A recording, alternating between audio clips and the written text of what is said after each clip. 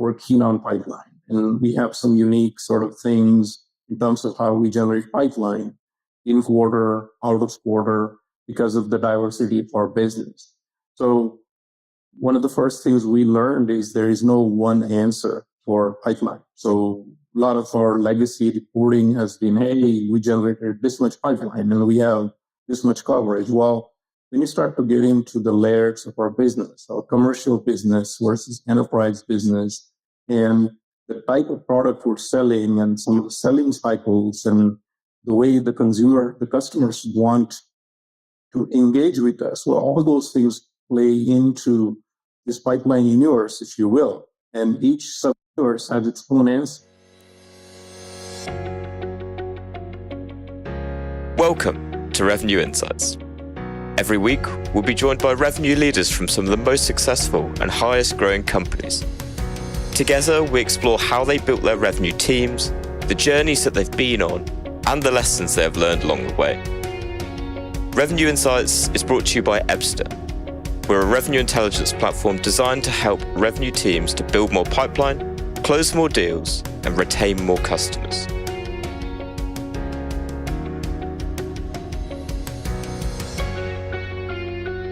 Hello there. You are listening to Revenue Insights. This week, my guest is the Vice President of Sales Operations at Insight Software. Sandeep Waghchoure has been solving complex problems for over a decade, having spent many years at Dell working across sales and finance operations, as well as supply chain management and more. Sandeep, thank you for sharing some of your time. Absolutely. Glad to be here. So first things first, because I know that you've kind of more recently joined Insight Software and then spent a lot of time at Dell previously. For everyone at home listening, could you give a bit more context around your career today and how you've got to where you are today? Yeah, absolutely.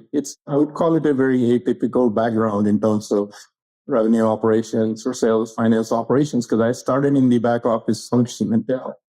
I was part of the data warehouse in IT, building reports and analytics. And as I like to say, my career has been swimming upstream to get closer to sales and customers. So in my about 23-year career, about half of it has been in supply chain and IT and services side of things. And then the next half, which became really exciting, is when I got into the sales and finance and operations type of things. And it's been a great ride. And I think coming from the back office and starting at the value chain there has given me a really interesting perspective in terms of how things flow downstream. And it's pretty exciting to take some of the concepts that I learned across the operations world, in the supply chain world, and apply those in the more front-end part of the value chain, even though it's still a part art, part science. But having that opportunity to apply science is really, really interesting. So it's been a great ride. I'm fascinated to know perhaps what some of those learnings were that you took from supply chain and then brought into your role within operations. Yeah. I think the first thing sort of the supply chain teaches you is ability to organize around a problem statement, right? What is the problem you're trying to solve? And it's not agnostic of the frameworks. You can use Lean, Six Sigma, you can use short disciplines of execution. It doesn't matter what framework you use, but it's really important to anchor and validate the business problem. So that sort of was my first takeaway, is be extremely clear. And it can be painful at times because people have the desire to just start running and then asking where we're going. But pausing and validating the problem statement is really important. You sort of really get grounded, especially at Dell supply chain work. You get really grounded in terms of validating the problem, making sure everybody agrees to the same problem statement. So that's one piece. And the second is the alignment of the leadership, the alignment of the teams towards that common goal. Because very often you start to deviate from the core problem and you start to bring in a functional notion of things. And then that's when one big project turns into multiple pet projects with different objectives. And then you start to get this diffusion of resources and efficiency, which you don't want. So we want everybody to be aligned and centered as you get into the execution phase. So that second piece is that around the alignment itself, alignment of leaders, alignment of the teams once you have alignment of the problem. And then the third is just an ongoing cadence of some kind to make sure you're truly making progress. That's part of that cadence, you define your success measures. And it's really important to think through what does success look like. Because that's another thing I learned is you start into something and then you kind of say, well, are we here yet or we're not? So getting super descriptive about, okay, this is what we define success to be is important. And then having a cadence around, are we really making progress there? Or do we need to make some adjustments? And those are some of the things. It's just that structured approach is sort of what I took from my daily supply chain. And I try to apply those because even though you're not manufacturing widgets per se in revenue world, you're still solving a problem. You still need a team. You still need to think about processes and technology and how do they all converge. So I find that pretty interesting to apply some of those principles without really breaking out the process handbook, right? You don't have time for that.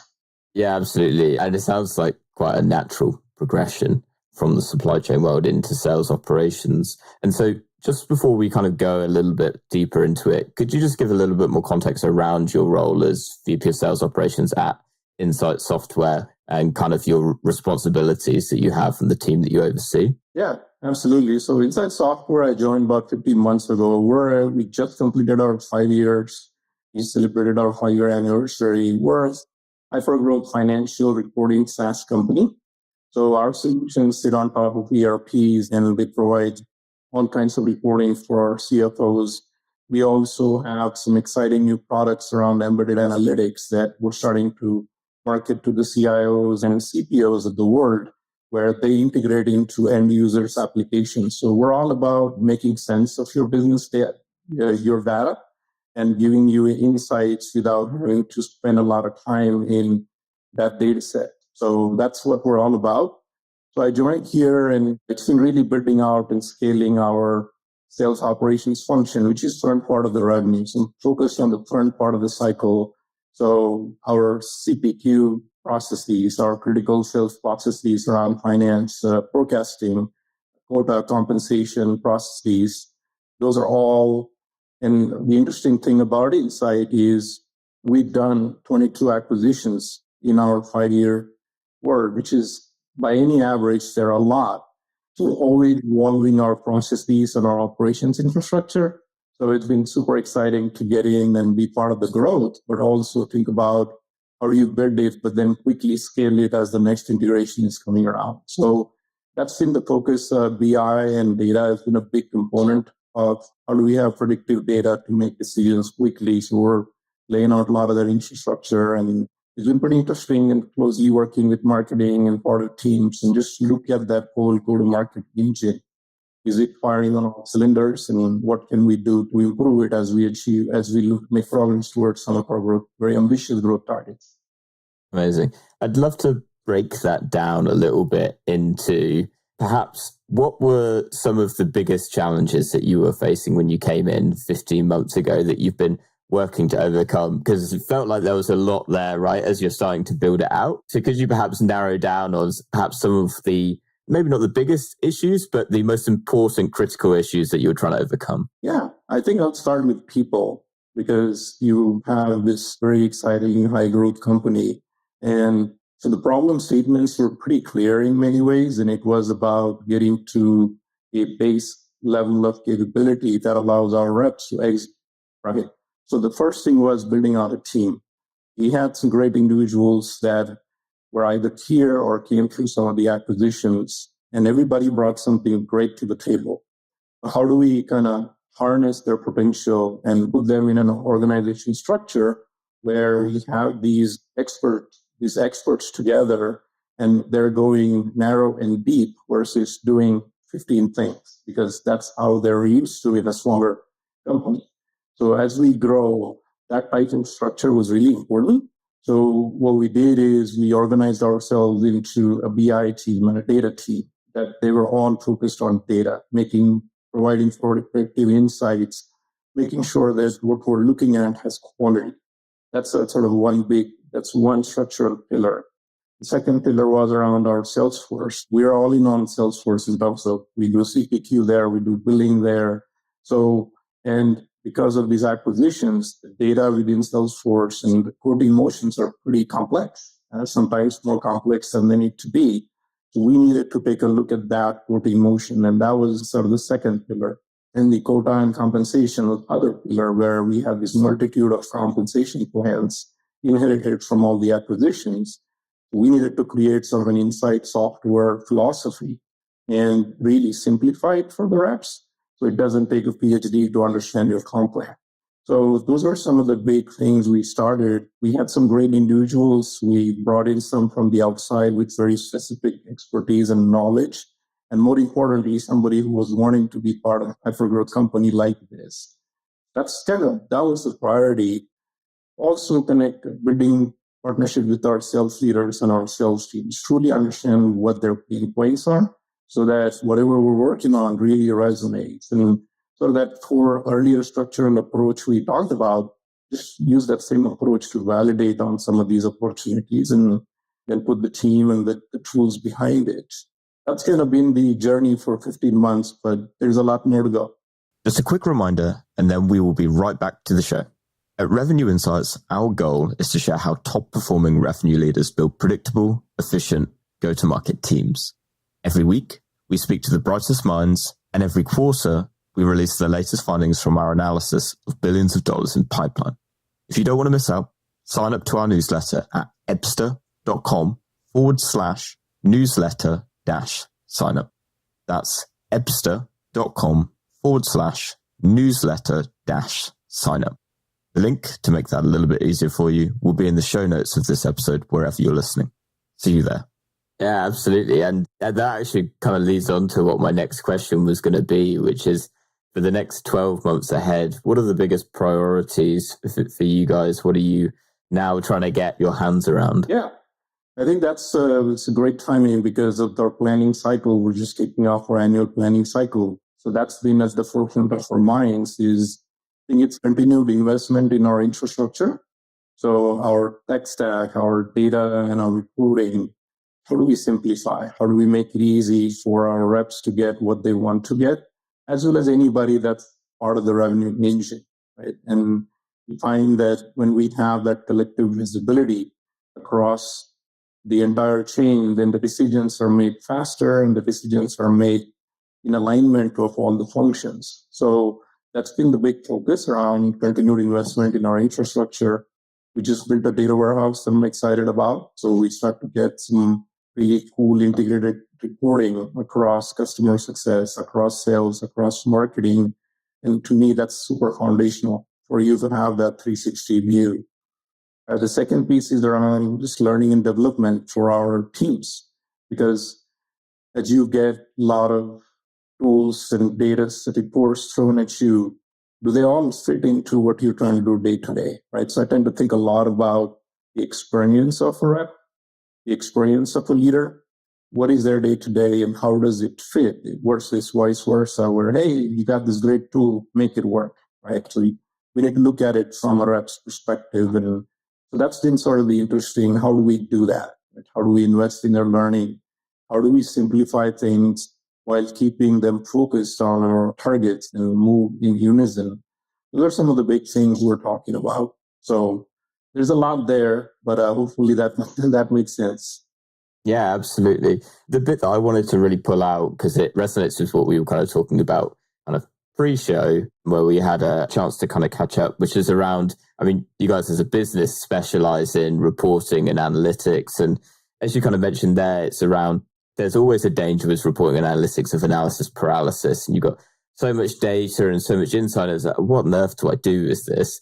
So I'm really interested to touch on a little bit more around the point that you're making around simplifying that for your sellers for what they want. And I'm really interested to hear from you kind of what is the insight that they want in their day-to-day and what are you finding that's working? Yeah, that's a great question. And you have to center it around the critical processes that the reps do day to day, right? So what is it that they do day to day? They do prospecting, they do quoting, right? They do follow-ups with the customers, and they're planning for a way to achieve their number. So we're starting to get into these planning sections where we start with those key processes: forecasting, quoting, pipeline, build.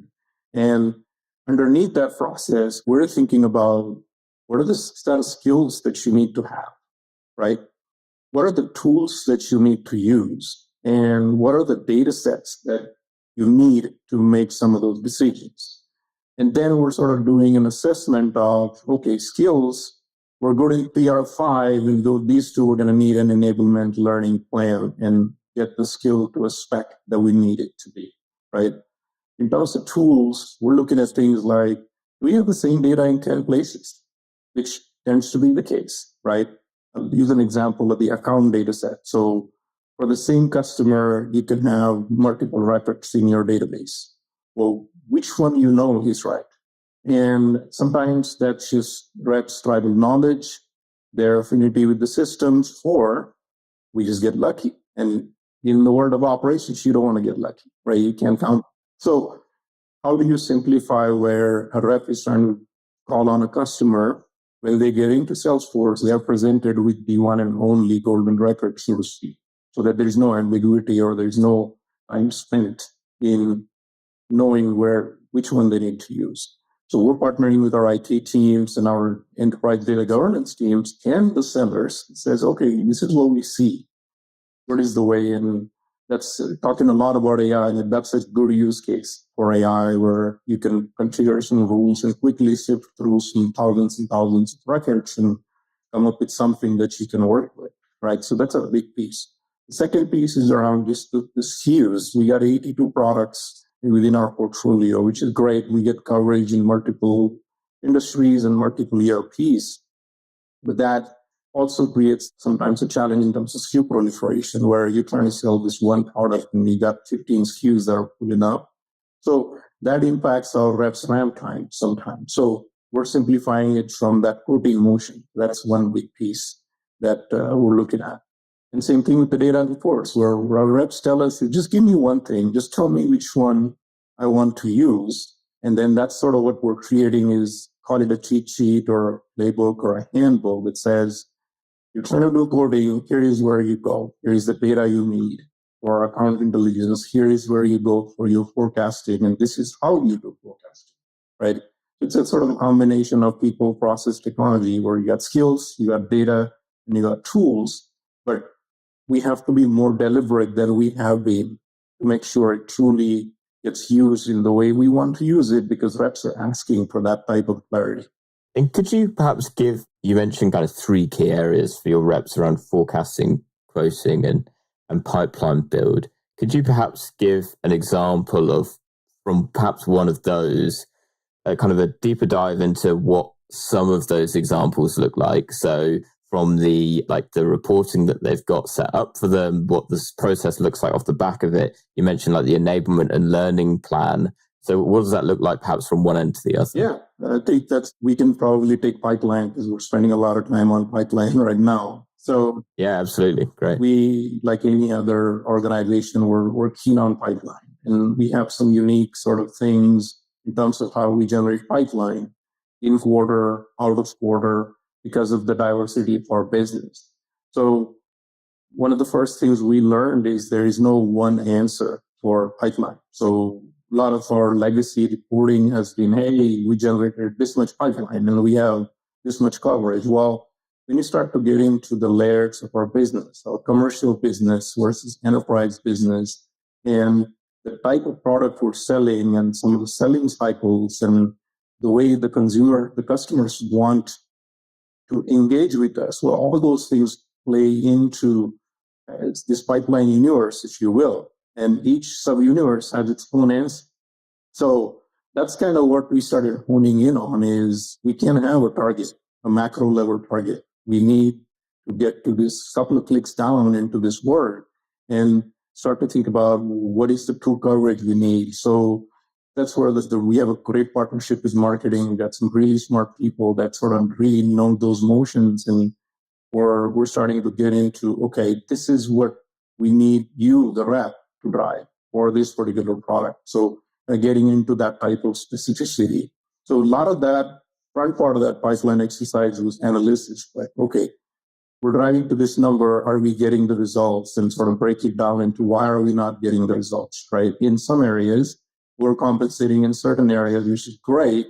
But then does that align to what we're driving? So understanding that analysis was kind of first part. Then the second piece is then our pipeline generation plan and what the cadence we drive on a week-to-week basis. Are we driving the right visibility for the management team against those targets? Are we celebrating people that are doing it right? Right. So that's where you get into some of the people. So we instituted some mechanisms where we're recognizing people that are doing it the right way and are consistently at the top of the leaderboard. So we're not just celebrating the quota attainment leaderboard, but now you have pipeline attainment leaderboard. And you start to sort of play those things together.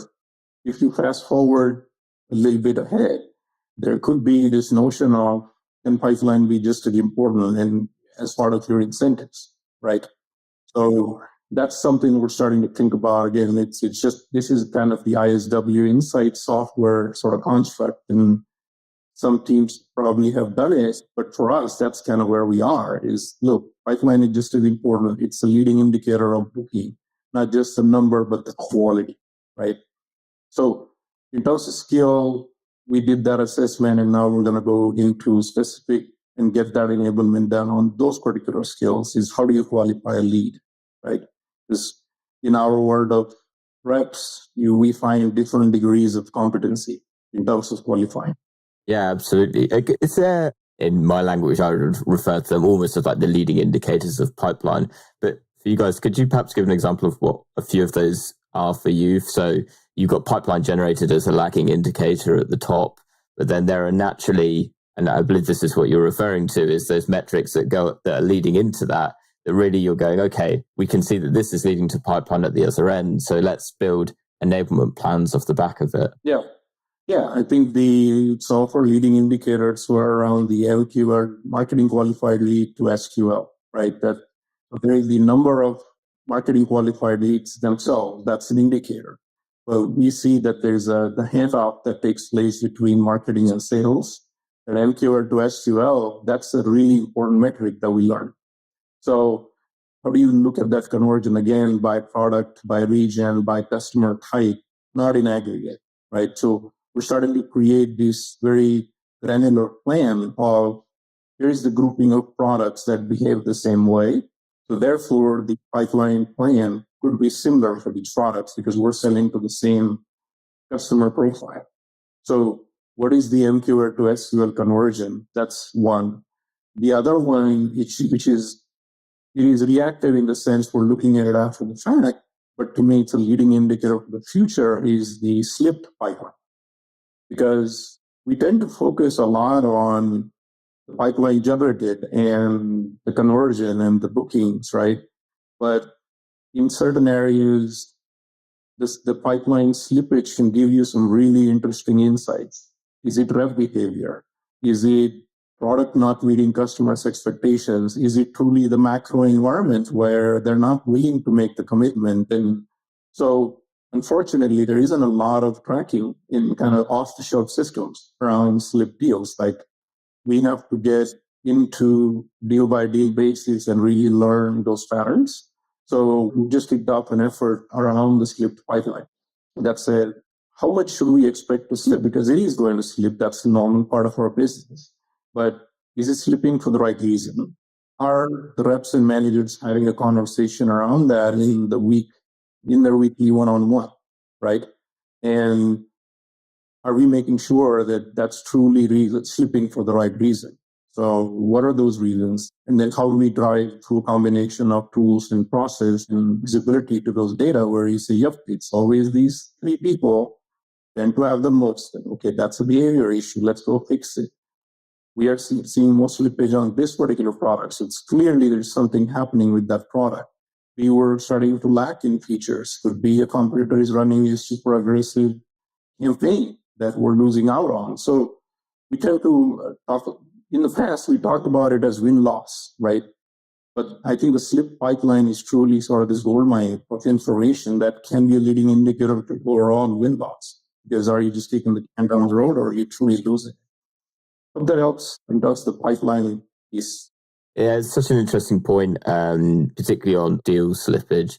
We ran our recent analysis, and I think from what we analysed is something like 39% of deals have slipped. That's an all-time high based on as long as we've been running this analysis. And so it's always been an ongoing challenge. And what was fascinating to me as you were talking about it was really the acceptance of it, as opposed to there's an inevitability that we're never going to be able to stop it, right? I don't think we're ever going to be able to get to the point where deal slippage is at 0%, but it's what can we learn from that? And then also, I wonder whether it is going to, whether for you guys it will lead into the point of how do we start to prevent this? And what are the characteristics of a type of deal? We've seen deals like this slip in the past, and we're seeing another one come in now to almost in a preventative way look at it from that perspective and sharing that insight with your sellers then of this is probably going to slip. We've seen this before. Yeah, exactly. And that's it. You hit the nail on the head there. It's how do we get intelligent about the deals, right? And if you think about deal desk and the evolution of where the deal desk concept goes, deal desk in its infancy was about, okay, I'm just going to PM this deal and just call meetings and get things done. But my last role before this is that's where I see the deal desk heading is how can we say deals like this, kind of like Amazon, where you go in and say, customers like you bought this product. So deals like these, they take this long, they tend to have these 3 exceptions, and they're likely to slip 2 times. And the average slip time is 40 days. If we can start to get that type of intelligence on a deal, I believe we can allocate our resources more efficiently and impact the win rate directly, right? So I've seen this play out in a smaller scale, in a different scale, but I feel this is something that can happen at every company. If you get disciplined about it and have the infrastructure to support it, and of course, sales leadership commitment to investigating it. Yeah, absolutely. And could that be an area where potentially businesses can start to look to leverage something like AI within the CRM or within the tech stack as a whole, because of the sheer amount of data that it can work through and it can learn from, to obviously then be spitting out that information at the end? Absolutely. And then where my last role was setting up for deal desk, and that's kind of what we did is because the velocity and the models, deals are so unique that you almost need a custom algorithm to really make sense. And this is where we have in the tech stack, there are AI deal scoring, right? Every tool will claim to have a deal scoring. The challenge you run into is, what is the algorithm based out of? It tends to be this proprietary black box. So how do I drive actions against it? Because the reps aren't going to do something and say, hey, this tool says the score is this, therefore you should do this. Like they want a little bit more than that. I would want a little bit more than that. So if you have the resourcing or if you're looking for an AI use case, to me, that's a great use case because you can do that relatively quickly because you already have the data from CRM. You already have the variables that you know are going to be indicating and that are dependent on where the deal slippage and the win rate dependent on. So that I would recommend everybody sort of do some of that, and you will be amazed how quickly it can be stood up in this technology world and how quickly it'll start to give you operational insights. So and then you so in my previous role, we came out with sort of a deal complexity score. And it was just a way to say, this deal is super straightforward, doesn't sleep much, customer is ready. And the higher the score goes, that meant you have operational challenges, you have tough customers that are going to ask for a lot of exceptions, right? Or you're head to head on a competition where it's just going to challenge you in more ways. So then that just allowed our teams to put their resources. We have our best reps on those complex deals, which tend to be your biggest money makers, and they're the ones who make their number. Our leaders putting more time on those complex deals versus some of those simpler deals. It just starts to give you a little bit of a map, if you will, on where to put your focus. So I think it's a great idea. Big fan of it. Seen it play out a bit. I think can be done on a wider scale. I'm fascinated to dig into a little bit more around, you mentioned earlier around learning and development and the role that plays. And what you mentioned there around like a deal score and also the deal complexity score is really interesting because it's really this marriage of both the data and the insights that you're being able to pull. But also, I'm really intrigued then around the enablement side of it. You touched on it there where the challenge is, okay, we've got the score, but what do I do with it? And I'm really fascinated by what it looks like and perhaps an example from something that you've rolled out of how it's gone from we've got this data, we've got this insight, now here's how we're going to roll it out and perhaps the impact that had. Yeah, absolutely. No, I can show you a lot of scars from that, sort of taking that and making it connecting to day because the first pitch was a failure. It did not resonate with our sales teams because we presented it as, hey, this is a new analytics, this is a new report, it's going to give you this score. And they go, okay, by the time we're talking, I have 10 reports in my inbox. So it's number 11. So we said, okay, this did not clearly resonate. And so what do we need to do? And we sort of took a step back and say, well, how do we appeal to the human side of things, right? As humans, what do we like to do? We like to win, right? We like to fulfill our promises that we make, right? And the third is the recognition, that we want to see ourselves when we win to be recognized. So we sort of created a new enablement path that was around winning more. This is going to help you win more, right?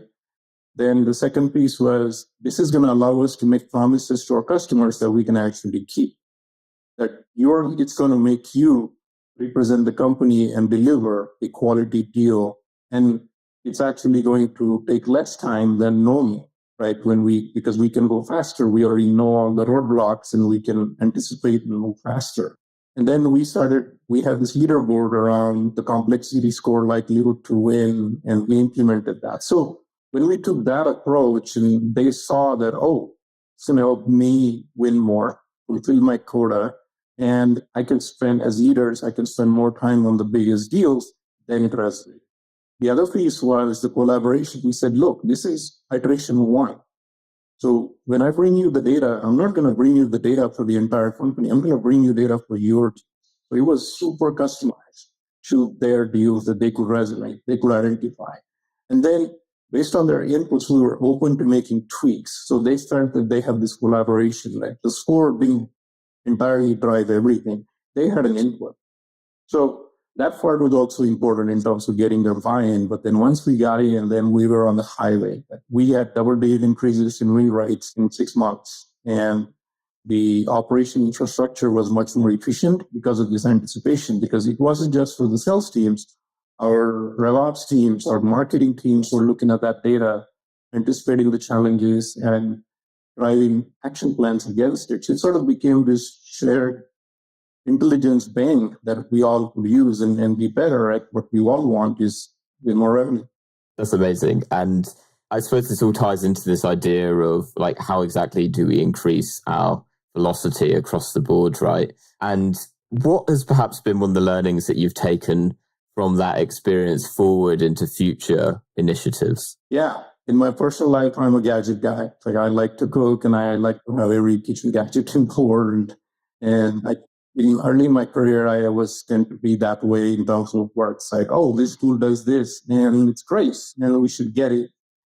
So at this stage of my career, I tend to think more in terms of experience. So rep experience, employee experience, my team's experience, right? We all have a lot of noise in our lives with everything that's going on. So probably the number one lesson is really just have the experience head on when it comes to evaluating new tools, new processes, or any change for that matter, because it just gives you a different perspective on things and how does it fit into the experience, right? That's I think one key thing that I look for. The second thing is kind of using the analogy of a highway, or each change is a speed bump, right, that you're putting in. You could be putting in that speed bump because you're in the neighborhood and you have kids playing, so you should put that speed bump and it justifies.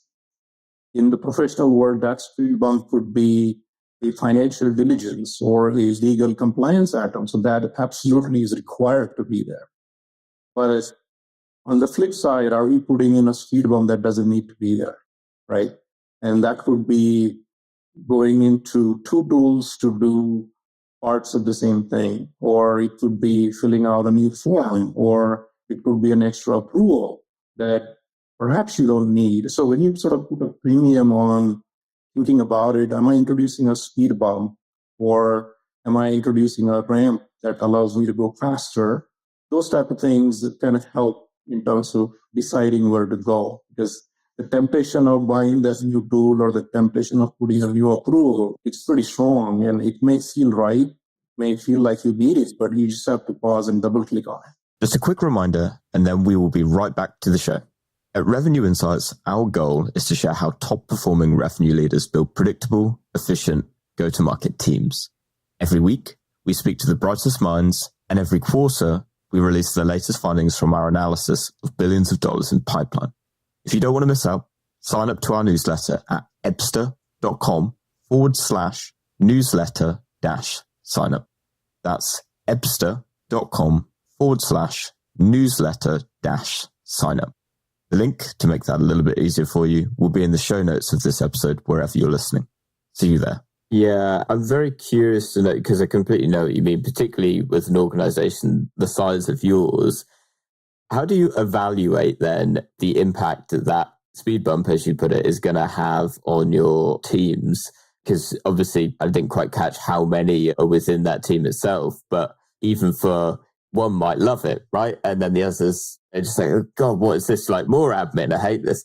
I'd love to hear from your experience, like how you evaluate that and how you're making sure they are getting the best experience. Yeah, absolutely. The word inside is 3,000 strong, and probably, so it's a large organization that has all these multiple standard functions. So I think the big thing is around collaboration before you do a change. So we're learning about how you drive that change. So we have some forums. We have one called our operations team, where we have leaders from every part of the operations that get together and look at evaluated change. So rather than the function being able to come up with a change and implement the change and then having others react, we are going to respond versus react, where we say, okay, why are we making this change? What's the rationale? And what are the cons that are challenges that we're going to introduce? We're doing that up front and just being diligent. There's nothing unique about it. It's just a matter of having that conversation ahead of time and evaluating across every function. So that way we're going in with our eyes wide open. If it is going to impact reps or in a negative way, we want to be able to tell them there is a goodness for the company. There is a reason we're doing this, and they tend to be on board. So it's a matter of that cross-functional collaboration is key to have almost a business case, if you will, right? This is the problem. This is what we're trying to do, what it's going to introduce, and just being diligent about the impact across the value chain. Perfect. And so, final question for you. What is one book that you would recommend to other revenue and operations leaders? Wow. I tend to have quite a few, but there is one that I go back to quite a bit. It's called The Flow, The Psychology of Optimal Experience. It's by Harley Csikszentmihalyi. It's a long Polish name. Yeah, I got that right. But he's a Hungarian psychologist, and he passed away recently, but he wrote this book around when you say that you're in the zone or you enjoy doing something, you don't have this concept of time, right? You kind of lose yourself in doing something. So he did this research around painters and work-lust artists, and he sort of came out with this notion of there is a zone in terms of your mental state. And how can you find that in your day-to-day? The book is written more from an individual standpoint, but I find that I can apply it at work in terms of, so a good example is goal setting.